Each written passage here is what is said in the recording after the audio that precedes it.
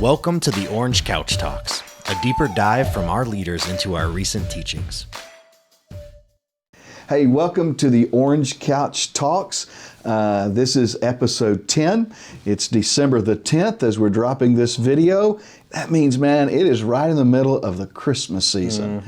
You love Christmas? I do. And I think I said this week, I was like, for all those resisting Christmas, it's over. Like, you've lost the fight. Like, I get pre-Thanksgiving, it's too early. Even right after Thanksgiving, some people aren't ready. But if you're not in the spirit now, you're just a Grinch. Yeah, and you know, typically I am the Grinch. I got a little green on today. But this year it's totally different for me because of all of the things that's gone on in 2020. I've been saying we need Christmas now more than ever before. Yep. We need the spirit of Christmas. We need the hope, the love, the joy, the peace that we think of when we think of Christmas. And so we're also, most of us, sequestered at our house a lot more this Christmas season.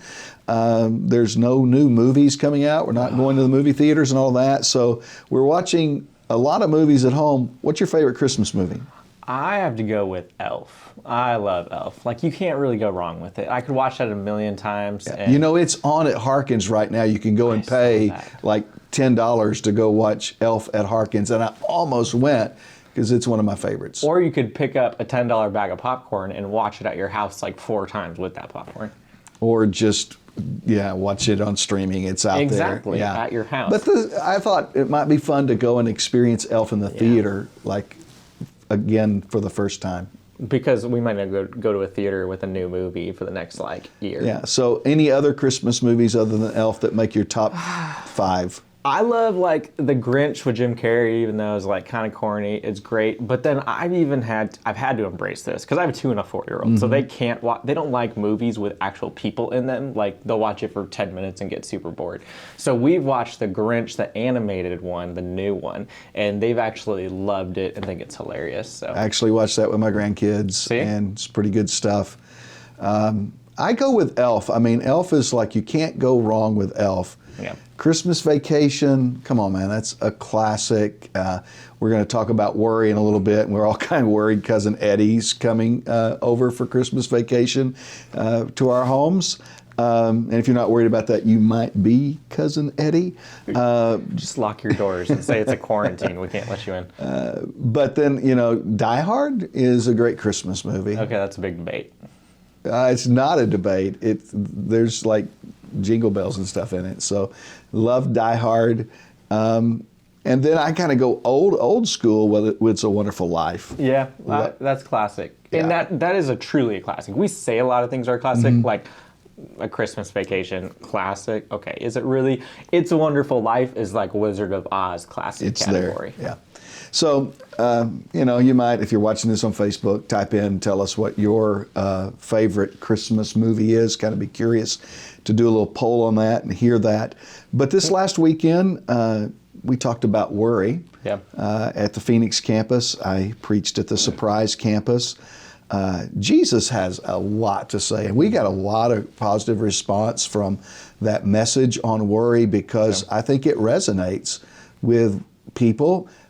Particularly in 2020 with all that's going on in our world. And we're filming this in December in Arizona.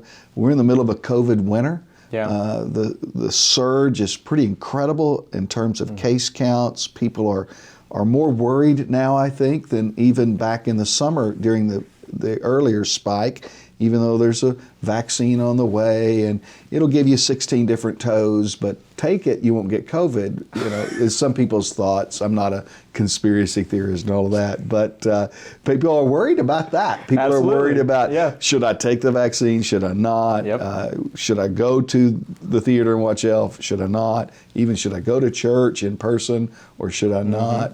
There's a lot of worry going on there. What are some things that you personally worry about? Well, in what you said, kind of so much of that contributes, is I think what causes a lot of that worry is that uncertainty.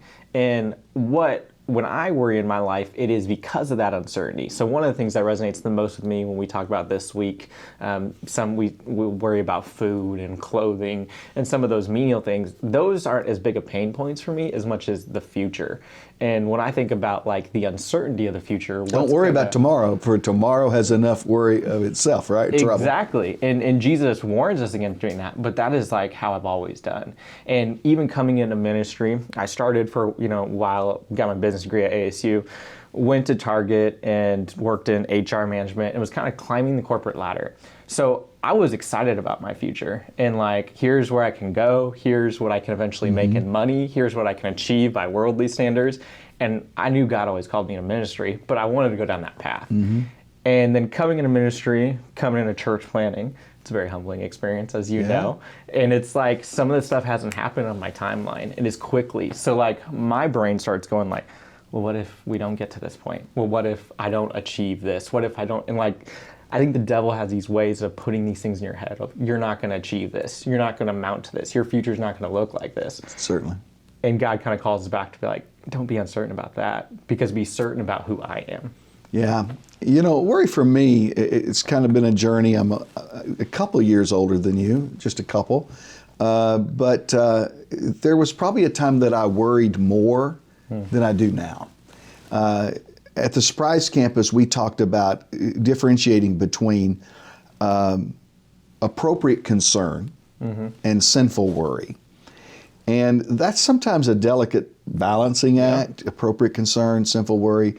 But I don't worry a lot about stuff. I don't worry about a lot now. It's one of the one sins I don't commit a lot, all right? I've got another list that we could talk about. We've talked about even in this series. But this is one of those that I feel like God's given me some success in overcoming. But I used to like worry about stuff I couldn't control.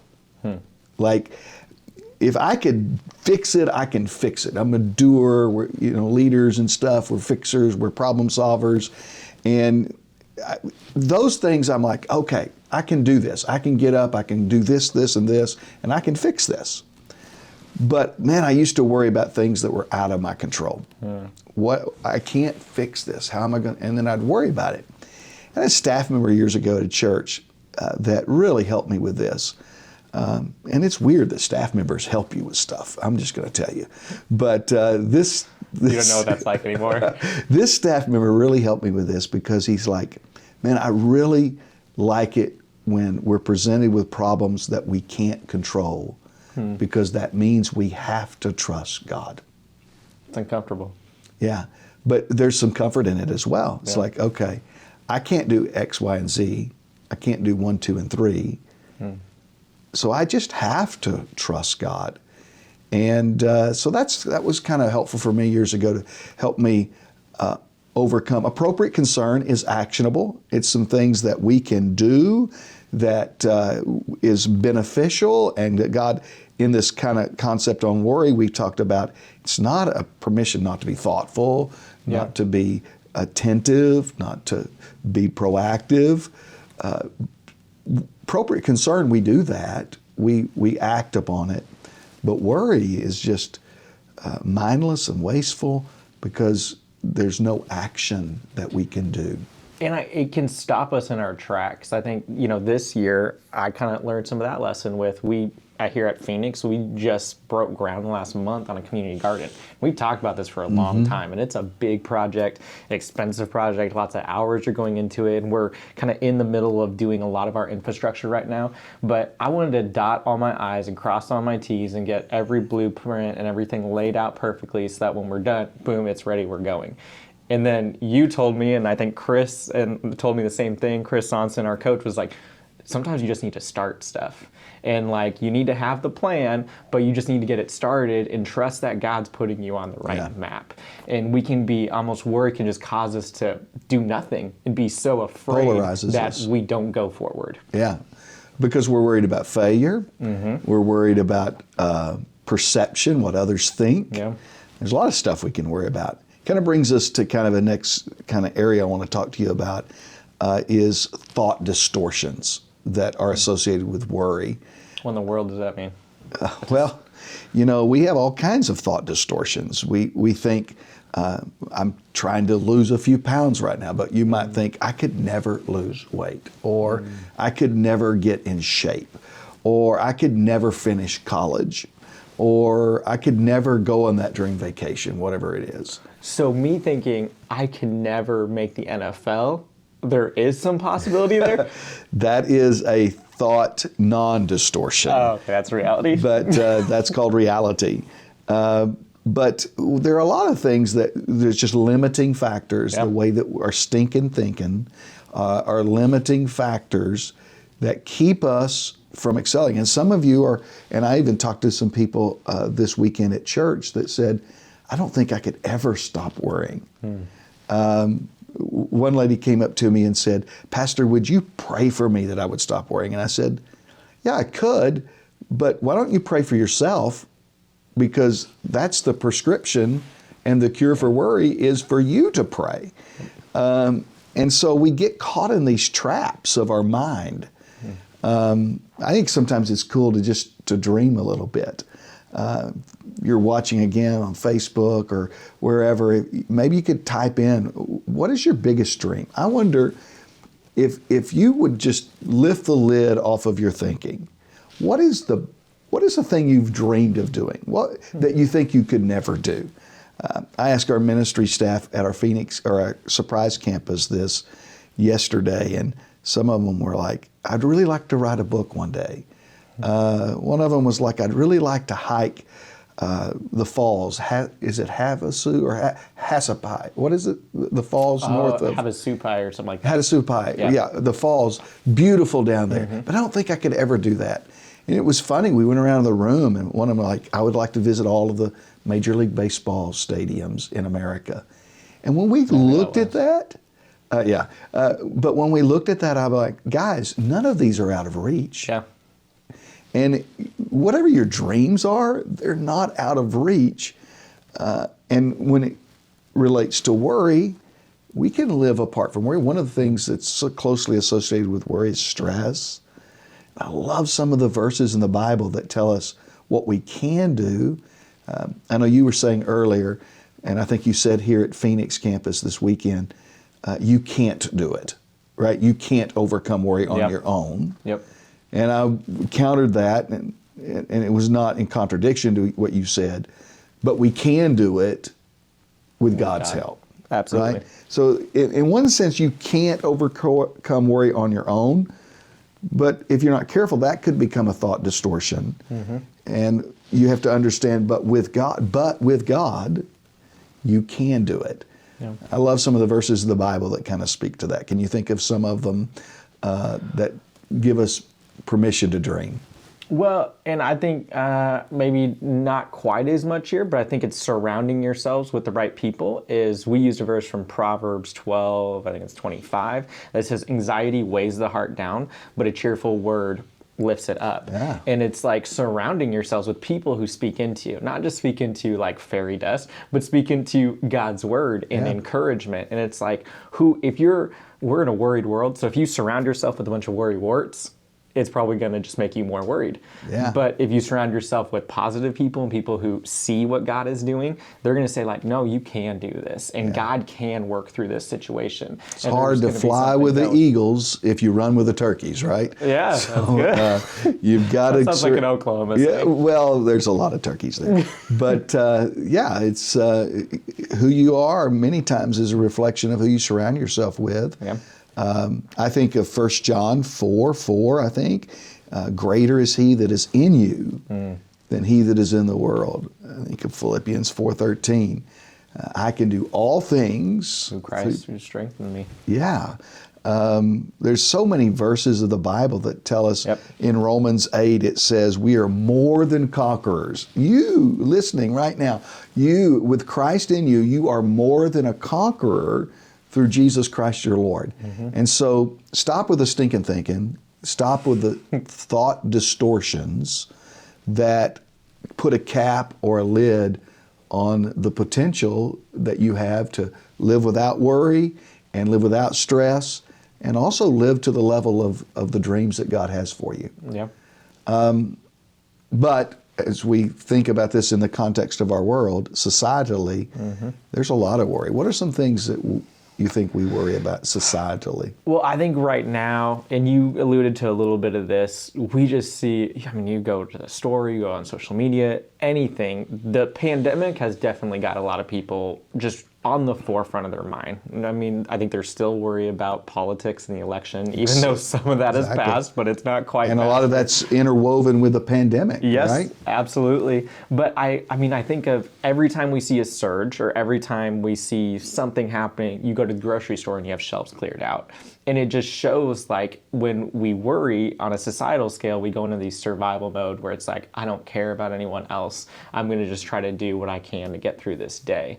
And right now, I think for society at large is just this feeling of panic. And I don't feel like a Christmas joy across the world like you might normally would. I feel like we're pushing that in our churches, but it doesn't feel like a joyful Christmas season right now. It feels like okay, you celebrate Christmas in your house, but we're not going to talk or we're not going to see each other the whole time. Yeah, it's just so different. Generationally, our generation is the only generation that's dealt with this in hundreds of years, literally. Yeah. And yet, as we kind of turn the page to Christmas, this whole series we are in is called Holiday on Its Head. Jesus, we've said all the way through here, flips the script. And I think Jesus wants to flip the script on our perception of Christmas this year and our perception of what the future might hold. The reality is, as we speak to you today, and we mentioned earlier, we're in the middle of a COVID winter, and it's Christmas, and there's Christmas is often associated, even in the best of times, with emotions like depression and worry, stress, financial concerns. Wow. Even in the best of times, Christmas is usually, for people struggling with these emotions, a heightened level of emotional struggle. And now with COVID on top of that, politics on top of that, civil unrest on it, it's just like all dialed up. So I just want to speak a little bit of future and hope into those that are listening today. There is a huge surge right now. I haven't checked the numbers of COVID numbers. I usually check that every morning. Hadn't checked it yet today. Have you checked it? I haven't. Anybody checked it? Nobody? That's good. We're living without worry. I'm not worried about it. But I can't wait to go see what the numbers are. But the numbers are high, not just in Arizona, all across the world. There's a surge. But I want to say to you as believers, and this is a hope that really is only one that believers have. And I want to say to you believers, I fully believe, and I'm so excited about this, that there's another surge headed our way. I believe after this pandemic has ended, and it will end. One of the great sentences in the Bible is, it came to pass, it came to pass, and it came to pass. And well, there's going to be a day where this pandemic comes to pass. And when that day comes, and I believe it's going to be relatively soon. I can't tell you when, but I think soon. There's going to be a surge. I think in churches, there's going to be a surge of attendance. Those of you that have been unable to come to our services in person, you remind me a lot of Psalms 122, verse 1, that famous, what many theologians consider a shut-in psalm, written by someone who hadn't been able to go to church for a long time for health reasons, political reasons, whatever reasons. And the psalmist said in Psalms 122:1, finally the veil was lifted. They were able to, the quarantine was over and they were able to go back to the house of God. And the psalmist said, I was glad when they said unto me, let us go into the house of the Lord. Yeah. I think there's going to be a surge for pastors that are watching, church leaders that are watching, church attenders and members. Those of you that are shut in are watching. It's going to be fun one day at our churches when that surge of people are able to come back and we're all able together to say, man, I'm so glad I'm able to go back to the house of God. I think there's going to be a surge in our economy. I think there's going to be a surge in education and the new things that we've learned and we're able to apply. And so what I'm asking you to do today is consider this. What are you doing now, personally, physically, emotionally, mentally, if you lead an organization, organizationally? What are you doing right now to prepare for that surge? It's coming, and we can trust God because He's given us a bright future and a hope, because greater is He that is in us than he that is in the world, because we can do all things through Christ who strengthens us, and because we are more than conquerors through Jesus Christ our Lord. And here's the deal. I've been saying to our team, I think you've heard me say this, that we're on the same level playing field. Everybody is. Absolutely. Professional sports, college sports, movie theaters, restaurateurs, all of that. But you and I as believers have a distinct advantage. We have the Holy Spirit. We have God's purpose and plan for our lives. And the gates of hell will not prevail against the church. Greater is He that is in us than he that is in the world. And we are more than conquerors through Jesus Christ our Lord. Stop with the stinking thinking. Get over your thought distortions and believe God for a future and a hope. Man, we're so glad that you've tuned in. If this has been helpful to you, I hope that you'll share it with some of your friends who may be struggling with some of these emotions this Christmas season. Thanks for tuning in. Make sure to rate, review, and subscribe, and don't forget to go out and make Jesus known.